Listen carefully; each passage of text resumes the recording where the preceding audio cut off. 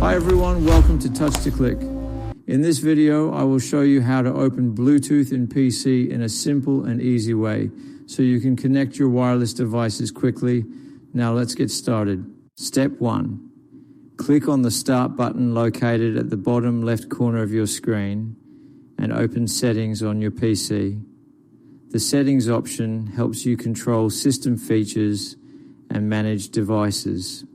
Opening Settings is important because Bluetooth options are available inside it.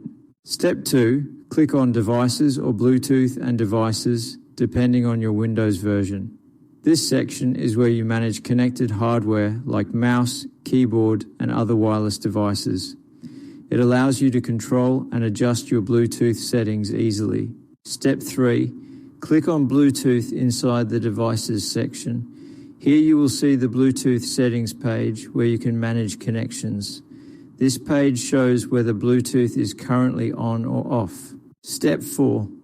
Turn on the Bluetooth toggle switch to enable it.